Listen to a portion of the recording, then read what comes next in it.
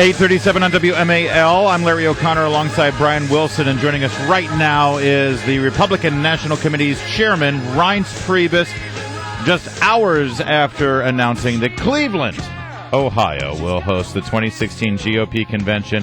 Mr. Priebus, Mr. Chairman, thanks for joining us this morning. Hey, good morning, Larry. Hi, Brian. Hey. So Cleveland, huh? A lot of people were a little surprised at that announcement.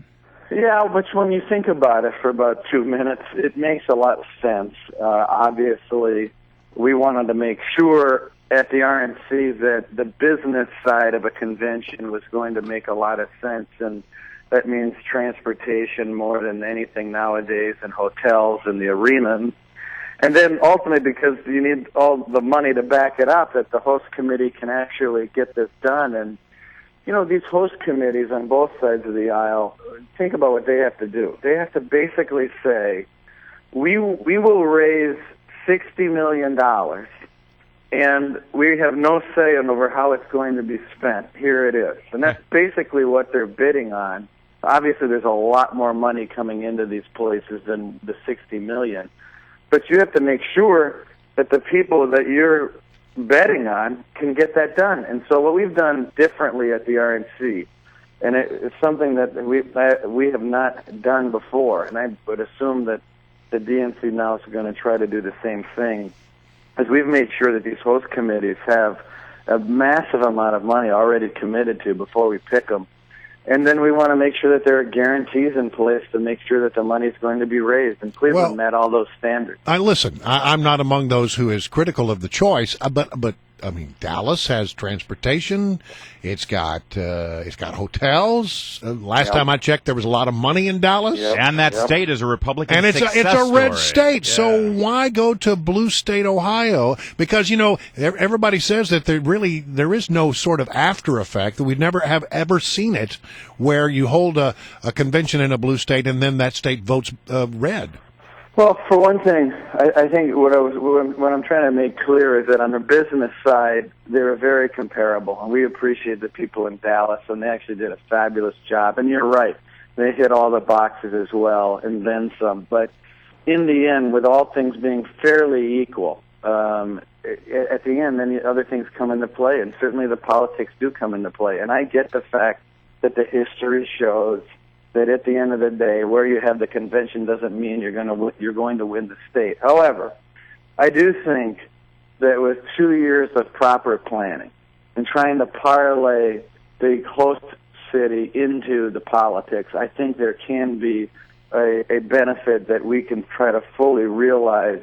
The other thing is that there is so much appreciation and enthusiasm in Cleveland. I mean, it is totally over the top in the entire state of Ohio, that I do think there's going to be some tangential benefit to us in having the convention there. And lastly, it's a beautiful city.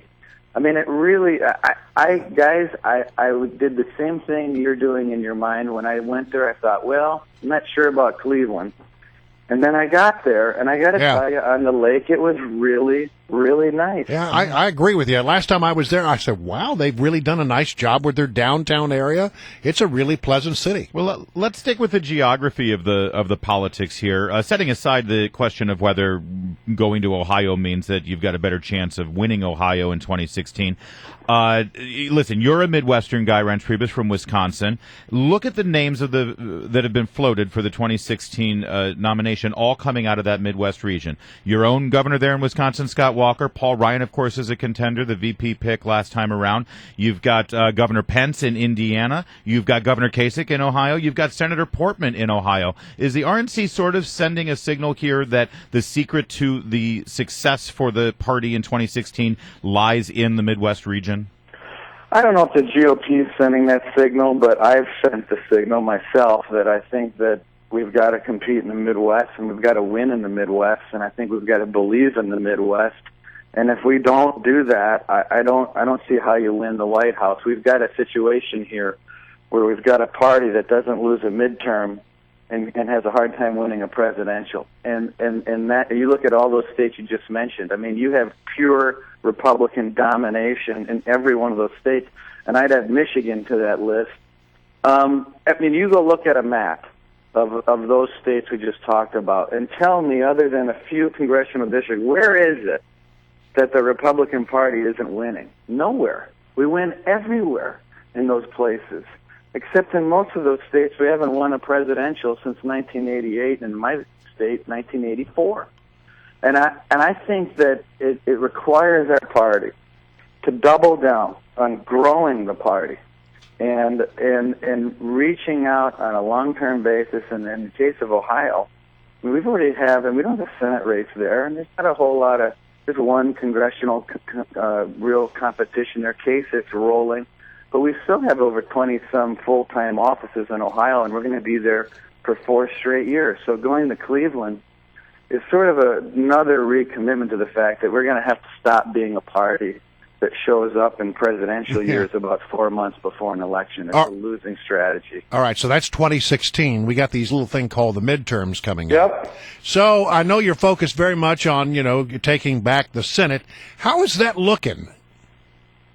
I think it looks very good, and I think that we've got ourselves in a place where once we get to September, we're already looking at West Virginia, South Dakota, Montana, by all counts, looking to be in fantastic shape. And then after that, you've got to go look to Arkansas, you look at North Carolina, Louisiana, but now, you've got Iowa coming on the map with Joni Ernst getting very close within the margin of error. And I won't keep going through all the different states, but there's about 4 or 5 others there next that look like they're going to be competitive. So you've got to pick up another 3 seats in that bunch. And, I think if you look at the president's numbers, you look at where people are seeing the direction of our country, and it looks very good for Republicans beating Democrats in Republican states, by the way. And while we're still focusing on, I want to go back to 2016 now just a little bit, because I know that you guys have suggested that the convention is probably going to be earlier in the summer. Have you committed to that? Will it be June or July, as you've suggested? Yeah, I think we've committed it to the point of, in a couple different committees, saying that the start date's going to be either the June 27th start or the July 18th start. And are you planning? There's some logistical problems with the late June start, and that has to do with the NBA. And it turns out. Well, you don't have to worry about the Cavaliers, right, Priebus? Come on. However, this may be the first time in the history of national parties that NBA free agency may have a determining factor on the start date of a convention. Are you suggesting that we could be looking at our Republican nominee for president as LeBron James?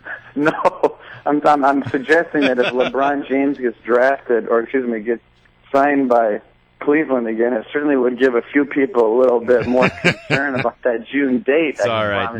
Ted Leonsis is going to surprise everyone and sign him for the Wizards. We're all set, Reince. well, Mr. Chairman, thank you very much. We greatly appreciate you here this morning. Always a pleasure. You bet. Thanks, guys.